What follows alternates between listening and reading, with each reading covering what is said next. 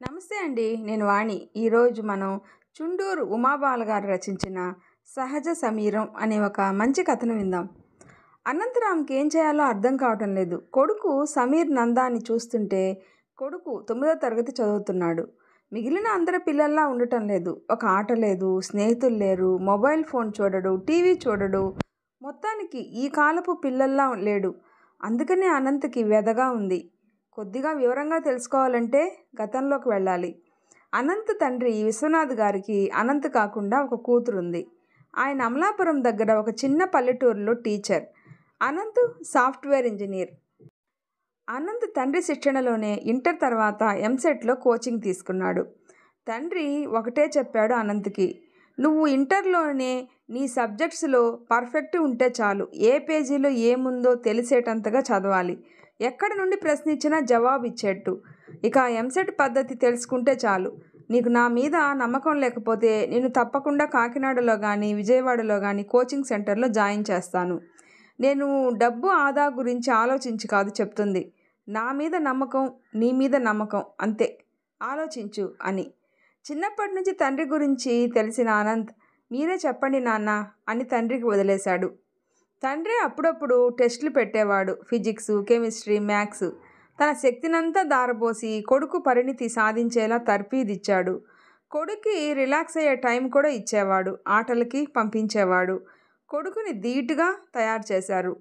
Kakinada centre కాబట్టి అక్కడే హోటల్లో ఒక రూమ్ తీసుకొని ముందు రోజే వెళ్ళి అక్కడుండి మర్నాడు కొడుకు చేత పరీక్ష రాయించారు. అద్భుతం ఏమిటంటే కొడుక్కి ఎంసెట్లో 248వ ర్యాంకు వచ్చింది. అందరూ ఆశ్చర్యపోయారు. కోచింగ్ సెంటర్స్ వాళ్ళందరూ వెనకపడ్డారు. వాళ్ళ దగ్గర చదివినట్టు చెప్తే లక్షల్లో డబ్బిస్తామని కూడా ఆశ పెట్టారు. విశ్వనాథం గారు ససేమిరా ఒప్పుకోలేదు. కొడుక్కి హైదరాబాద్ ఉస్మానియాలో ఫ్రీ సీటు వచ్చింది. అనంత్ ఇంజనీరింగ్ కంప్లీట్ చేశాక గేటు ఎంట్రన్స్ పరీక్ష రాసి సీటు తెచ్చుకొని చెన్నైలో ఎంటెక్ చదివాడు. అనంత్కి మొదటి నుండి విదేశాల్లో చదవాలని లేదు. విశ్వనాథం గారు కొడుకు పై చదువు విషయం కొడుకు ఇష్టానికే వదిలేశారు. క్యాంపస్ ఇంటర్వ్యూలో అనంత్కి ముంబైలో ఒక సాఫ్ట్వేర్ కంపెనీలో ఉద్యోగం వచ్చింది. తర్వాత ఒక 2 కంపెనీలు మారిన అనంతరం హైదరాబాద్లో ఉద్యోగం వచ్చింది. అనంత్ తన క్లాస్మేట్ పంజాబీ అమ్మాయిని వివాహం చేసుకుంటాను అంటే కూడా అభ్యంతరం లేకపోయింది విశ్వనాథం గారికి. కోడలు పంజాబీ అయినా వెజిటేరియన్ అవడంతో అస్సలు సమస్య లేకపోయింది. లేకపోతే ఆయన భార్యకి కొంచెం నచ్చచెప్పి ఒప్పించాల్సి వచ్చేది, అంతే. అనంత్కి ఒక కొడుకు, పేరు సమీర్ నంద. ఆ అబ్బాయి 2వ తరగతి చదువుతుంటే అనంత్ డైరెక్టర్ అవడం వలన ఒక ప్రాజెక్టు పని మీద యుఎస్ పంపించారు.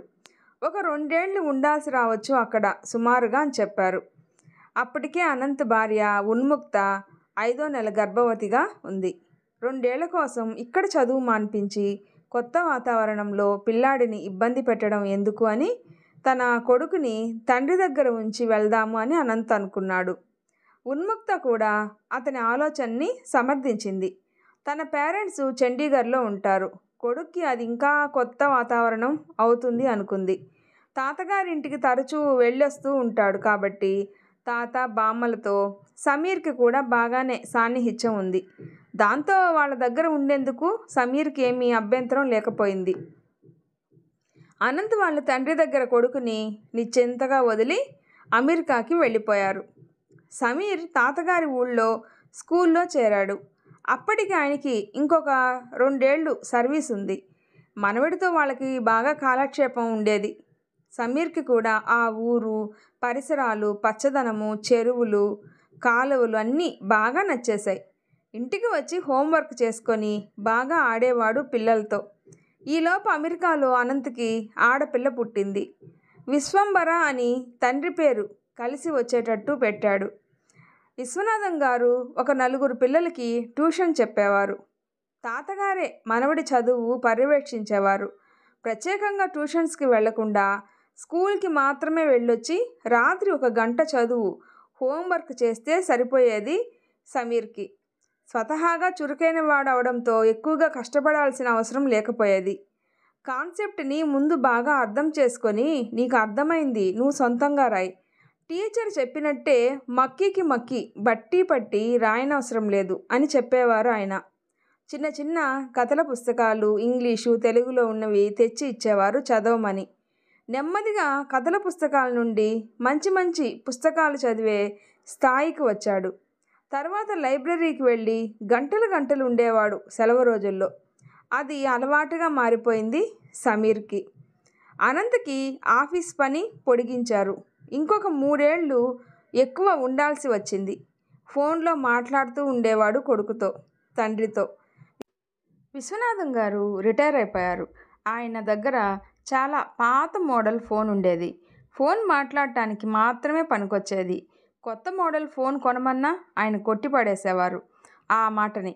ఇంట్లో ల్యాండ్లైన్ ఫోన్ ఉంది, బయటికి వెళ్తే ఈ ఫోన్ చాలే అనేవారు. సమీర్కి కూడా ఈ ఫోన్స్ మీద వ్యామోహం ఉండేది కాదు. సమీర్ 8వ క్లాస్కి వచ్చాక అనంత్ వాళ్ళు తిరిగి వచ్చేశారు హైదరాబాద్కి. ఆ ఏడాది ఎగ్జామ్స్ పూర్తి కాగానే సమీర్ను హైదరాబాద్ తీసుకొచ్చి మంచి ఇంటర్నేషనల్ స్కూల్లో 9వ క్లాస్లో చేర్చారు. స్కూల్ వాళ్ళు పెట్టిన ఎంట్రన్స్లో టాపర్గా రావడం, అనంత్ ఉన్న పొజిషన్ బట్టి సమీర్కి ఈజీగానే సీటు వచ్చేసింది. తండ్రిని తన దగ్గరికి వచ్చేయమంటే ఆయన ఇంకొంతకాలం పోయాక వస్తాంలే అని చెప్పారు. ఆయనకి ట్యూషన్సు, స్నేహితులతో కాలక్షేపం బాగానే అవుతుంది. ఒక పల్లెటూరులో దగ్గరగా ఒక 6 ఏళ్ళు ఉండి రావడం వలన సమీర్ ఇంకా ఇక్కడ స్కూల్ వాతావరణానికి పిల్లలకి అలవాటు పడలేదు. స్నేహితులు కూడా ఎవరూ ఏర్పడలేదు. ఎలా తెలిసిందో, ఒక ఆదివారం తండ్రి బయటికి వెళ్ళినప్పుడు అబిడ్స్ వెళ్ళి అక్కడ రోడ్డు పక్కన అమ్మే సెకండ్ హ్యాండ్ పుస్తకాలు అన్నీ చూసి కొని తెచ్చుకున్నాడు. తండ్రి, అలా ఎందుకురా, మామూలు షాప్కి వెళ్ళి కొనుక్కోవచ్చుగా అంటే, లేదు నాన్న, నాకు పలానా పుస్తకం కొనాలి అనే ఐడియా లేదు. అక్కడికి వెళ్ళి అన్నీ చూస్తూ పాత పుస్తకాలు కొనుక్కోవడం నాకు చాలా బాగుంది అన్నాడు. ఎలా వెళ్ళావు అంత దూరం? కారులో వెళ్ళలేదట కదా అంటే, సిటీని చూసి చాలా ఏళ్ళైంది కదా, ఒకసారి అంతా చూడాలి అనిపించింది. మెట్రోలో కొంత దూరము, ఆర్టీసీ బస్సులో కొంత దూరము, నడుచుకుంటూ కొంత దూరము వెళ్ళాను. అలా జనాల్ని చూసుకుంటూ వెళ్తే బాగుంది. వచ్చేటప్పుడు క్యాబ్లో వచ్చేసాలే అన్నాడు. అనంత్ ఏమీ మాట్లాడలేకపోయాడు. ఏ రచయిత పుస్తకాలు బాగుంటాయో తండ్రికి చెప్పేవాడు సమీర్.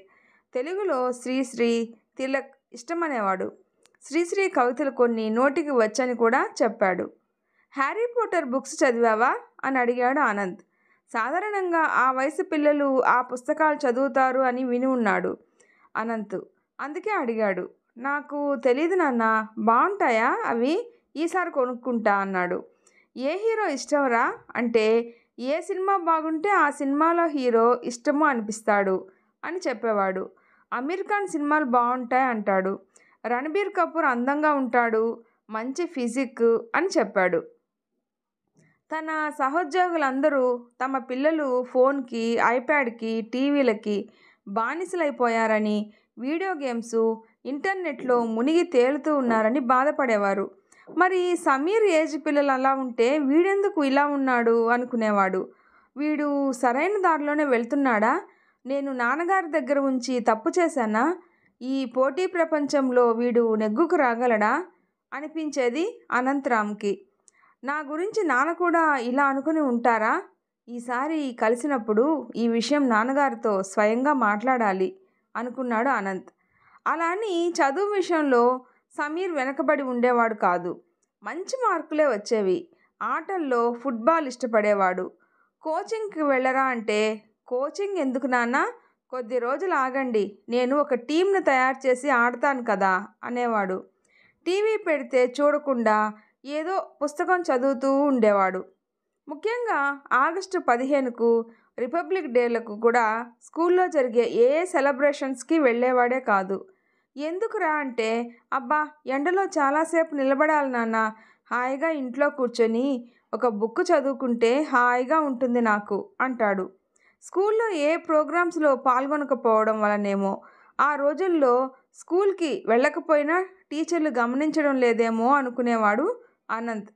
స్విమ్మింగ్ నేర్చుకోరా అంటే, నేర్చుకోవడం ఏంటి నాన్న, నేను తాతగారి ఊళ్ళో కాలువల్లో ఈత కొట్టాను, నేను 4వ క్లాసులో ఉండగానే నేర్చుకున్నాను అన్నాడు. ఒకరోజు తోటమాలితో మాట్లాడుతూ ఉంటే చూశాడు సమీర్ని. తర్వాత ఎప్పుడో మాలిని అడిగాడు అనంత్, ఏమంటున్నాడు మా అబ్బాయి అని. అనంత్కి అందరి దగ్గర నుండి కొడుకు మీద అభిప్రాయం తెలుసుకోవాలి అని ఉంటుంది. మా పిల్లలు ఏం చదువుతూ ఉన్నారు అని అడిగారండి బాబుగారు.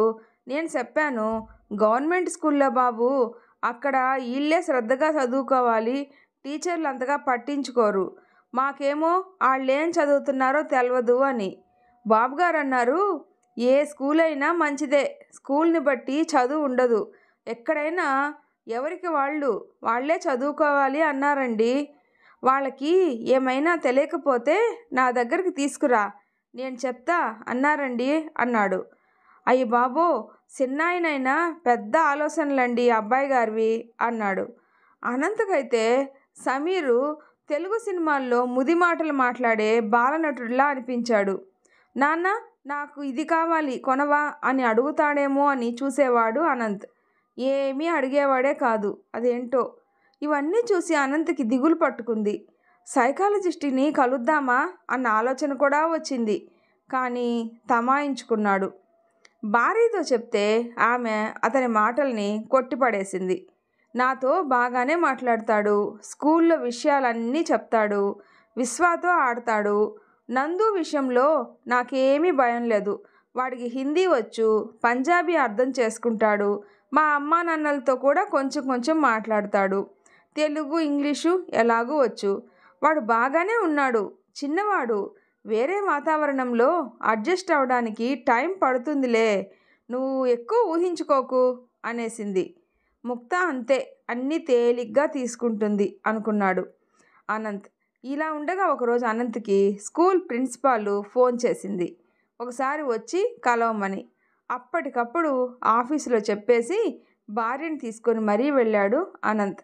కొడుకు గురించి ఏం చెప్తారో అని ఆందోళనగా ఉంది అనంత్కి.